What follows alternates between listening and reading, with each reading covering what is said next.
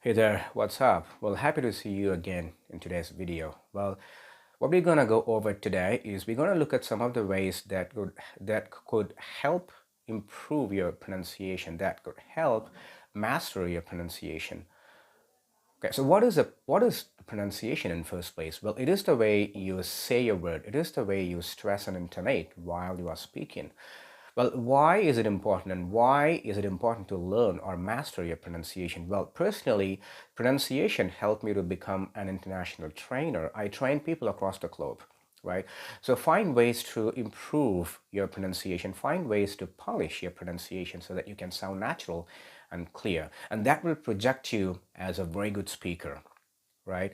When you have a very good pronunciation, that's going to help you gain a lot of confidence while you're speaking.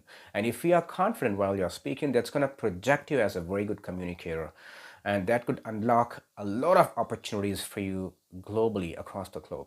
Okay, so we're going to go over some of the tips which could help you, which could help improve your the pronunciation.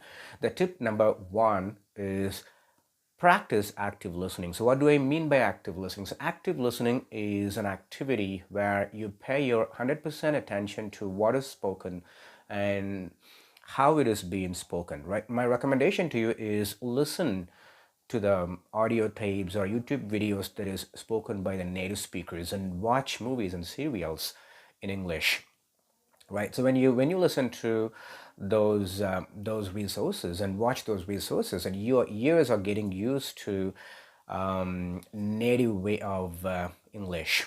Okay, so that's what the first tip is. You're going to practice active listening. The more you listen, the better you can get, as simple as that. And tip number two is that you're going to get exposed to the sounds in English. Why? Because English is a non-phonetic language. The words in English are not pronounced the way they are spelled, because English is a non-phonetic language, right?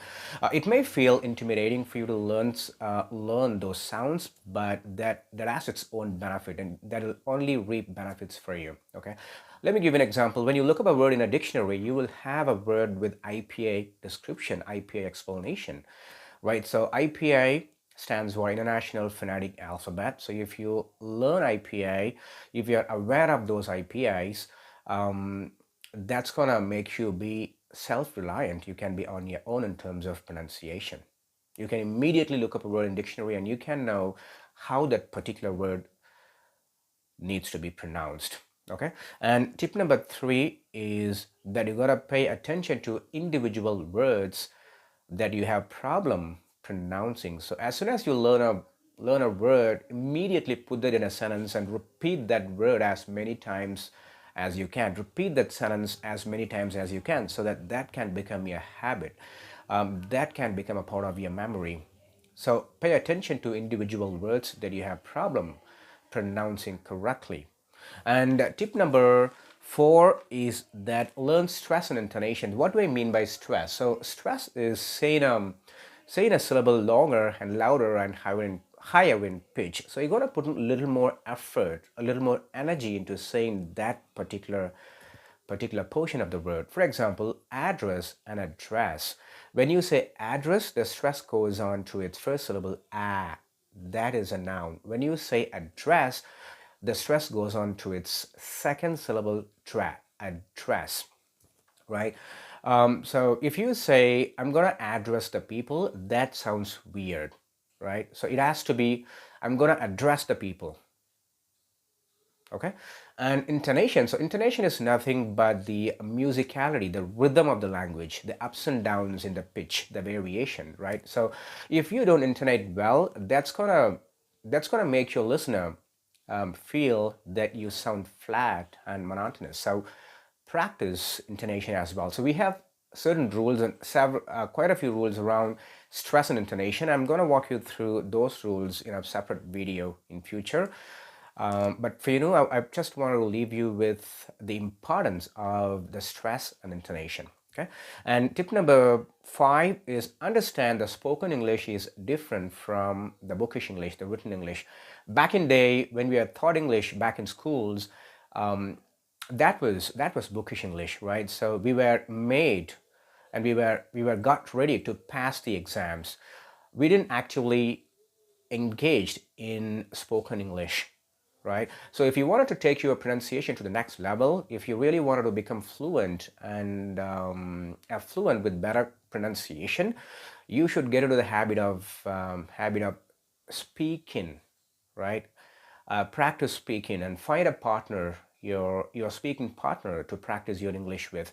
I know it may be difficult for you to find one. If that's the case, then I would recommend that you could speak to yourself.